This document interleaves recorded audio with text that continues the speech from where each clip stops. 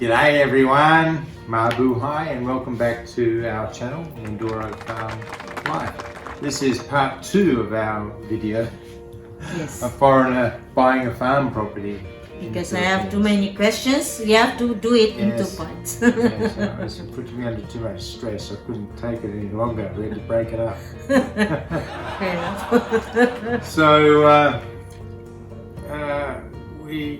this video will be more about the process of why we went to a farm. The first video was why we chose Mindoro and how we chose the Philippines, in fact, and what type of product. This is more about how we went from maybe a residential block and ended up Yeah. with a fairly decent sized farm as our choice. So Yes. hopefully you'll learn something and we can learn something from you in your comments. So are you going to ask me another set of questions now? Yes. Yeah. All right. We'll go straight ahead back to questioning. My 7th question. Okay. How long it took us to find a property that is perfect for us? Ooh. How long did that take? About a year or more? I can't remember. No, exactly. it's only less. Actually, we started about February. What do you mean by starting? I mean, we started on the internet, then we went, and then we found a lot of properties, and we got Mylene's family travelled troopers. I mean, how many times did we get them to go like 6 hours or 8 hours somewhere to check out some properties for us? And then we went there and had a look. And Yeah, I mean About a year. that started because we were in the US in December, and then we come back, and then I started looking online maybe first week of February, and then by April we started first visit to Zambales and all that. So yeah, so it's about February, and yeah, maybe about I think less than 1 year. So what does that say? yeah, Fair enough. yeah. Anyway, 8th question. So how did we end up in Oriental Mindoro? Right. Yeah. So we initially our focus was actually on Batangas, around Lipa for some reason.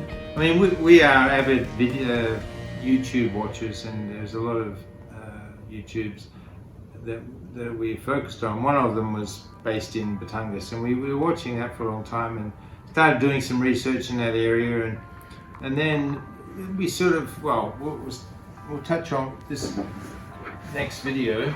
Yeah, maybe, But we decided that we actually wanted to have a bit more than 1,000 or 500 square meters. We wanted to have a farm, basically. yeah, because in Batangas they're quite expensive. I mean, yeah, we can probably buy something there, but it's just in a subdivision with limited of maybe 1,000 maximum square meters, and then we kind of did a bit of research, and then we saw maybe consider Zambales because we talk about the airport, and So Batangas is south of Manila, yeah. on the main, still on Luzon, the main island of Luzon, and it's on the other side of Lake Taal, which has got a huge volcano or a lake. So it's about 3 hours drive to Manila. It's not too bad, and it's in this very good. It's got all of the big businesses, big name brand shops and things that are nearby in Batangas City. So that was that. Now Zambales, as Eileen mentioned, is the other side of a long way up from Manila. It's north of Manila Bay. It's north of Bataan, if you know about the Americans and that Corregidor Island and all that.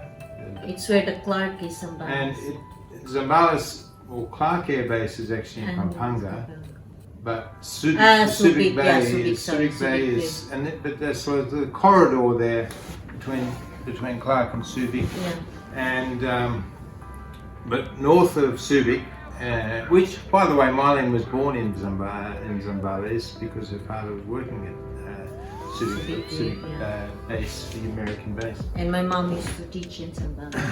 There you go. So we looked up there, and by the way, Zambales is beautiful. Yes. It really is beautiful.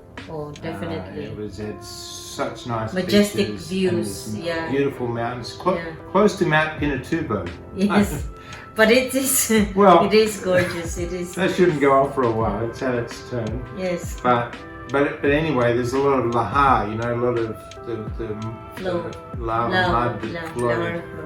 So Yeah, and it's a bit, as we said earlier, most properties there are a bit problematic, and so then as we kept browsing in Facebook and thought about expanding our areas on where we can live, and I saw like affordable place in Mindoro that good. I mean, maybe we can check out. Affordable, it's within the budget. So so then we check it out and we end up with so Mindoro, I mean, there's a lot of there's a lot of places in the Philippines where you can get affordable land. From Palawan even, which is that sort of walking stick of the sick old man. and Mindanao, all of these places have affordable property. But Oriental Mindoro is especially meaningful because Marlene's family all come from there. And in fact, she still has family there, a lot of family there. I've been to a couple of reunions now, and there's like hundreds of people. It's incredibly overwhelming. So that's one big bonus because the family support in the Philippines is absolutely paramount. I know people try and go. You want to be far enough away that they're not on your doorstep every day. Okay, maybe I don't mind personally, but you don't want to be that far away they can't lend a hand because it's a very important. They want to lend a hand. They honestly want to lend. Marlene's uncles, they trip over each other to come and help out. It's fantastic. It's unbelievably, mind-blowingly fantastic. You'll see on coming up videos where you'll see them helping us. Yes. All right. Very good. Okay. Question number 9. What led you to agriculture farming instead of other business? Well, like I said, I'm going to be working for another 5 or 6 years, probably, maybe less, depends. And then what? Go and sit on the beach, or go and sit on a couch and watch TV all day. To me, you've got to have something that you're going to be doing. I'm not going to just retire. So, and then my background. I mean, I was born and raised on a wheat and sheep farm. We had cattle and pigs as well. But wheat and sheep is what they call it in Australia. And so I've got a little, and I've always hankered to go and live on, back in a rural setting. And I'm an engineer, so I'm a little bit practical. I know there's probably people watching and going, "Oh, engineers are the least practical people," but I am fairly practical, And so I'm really enjoying the challenges of not just growing things, but repairing things, building things, all of those things. Maybe some DIY. And so in the videos you'll see all of that. It starts basic things, fences. We've actually we've already put some foundations in for a basic house. Yeah. And solar, wells, water, everything. Bridges, all kinds of. Yeah. So that's why. Yes. We come up with the farming because as he said, when you retire, most people when they retire, when they have a lot of money, they will just go cruising,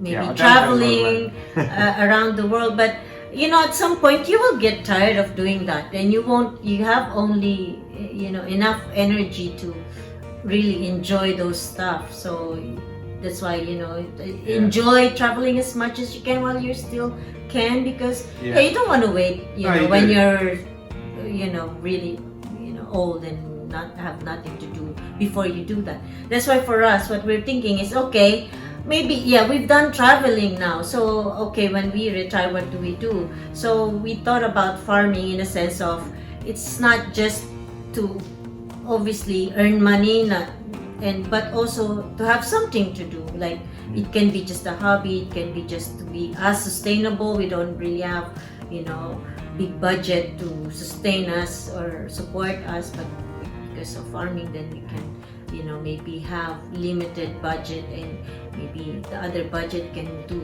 you know, be do something else, like some projects or maybe some traveling, and this a lot of stuff. Anyway, that's why. Yeah, I mean, you know, that's another thing. I mean, buying residential property doesn't earn anything. Then we started looking at a smaller property with a few fruit trees that could maybe wash its face, you know, break even. But actually, the more we've looked into, you know, we've got pretty decent sized property for the Philippines, and there's people with much smaller properties that do very well, and you know, with a lot of enthusiasm, especially from Marlene and her family, I think we will definitely generate reasonable income from it. So that's a bonus for me. If we get income, then that's a bonus. Otherwise, it's fine, you know. It's at least give us something to do, and maybe learn, you know, still. Yeah, so farming is quite obviously quite a generic term, but we are talking about, you know, fruit trees and vegetables, as well as the property we have already has set up for poultry and for pigs. So not planning in the short term to do anything about that, but probably we will. I mean, I remember years ago when I was a kid, somebody said, they were a farmer, you know, and they said to him, what would you do if you won $1 million? He said, I'll probably just keep farming until it's all gone. Because you don't make any money, you lose money. But in the Philippines, I think, especially now, that there's a real push by the government to help farmers. And as you know, there's only several things people need. They need food, and they need shelter, and they need healthcare. So. Yeah. And very good. Anyway, okay. Last question, last but not the least. I know this is getting long now, and it's probably sleeping on the other side of the screen. Yes. Last question. Why did you start Mindoro Farm Life YouTube channel? Because, well, it's not about revenue. It's not about earning money, actually. It's about chronicling our journey, I suppose. And to me, it's an exciting journey. And there's going to be a lot of things that we're going to be doing. And I'm going to be designing a bridge and building a bridge and building the house and you know, building the so we want to document it, and hopefully people can learn, or you know, if obviously if you want some topics that we want to discuss, we can also somehow touch on that. Absolutely. So this is part 2 of the video, right? Yes, this is the part 2 now. So I mean, we haven't decided exactly the content. We were kind of playing it by ear, but the next video we might explain a little bit more about the buying process for properties. I think because that can be quite complex. But again, I'll be starting the video with a big disclaimer, and it's our experience only. I will just say that if you think you're buying property in the Philippines, do get professional advice, you know, because it's a minefield. Yeah, and do a lot of research. Yeah, so apart from just the headache of finding the right property, then processing. Yes. A lot of it. Yeah. A lot of it. And so with that, I guess there's not much more to say, really. Yes. That's the end of our... We'll catch you next time. Yes. And thanks for joining us. See ya. Catch you later.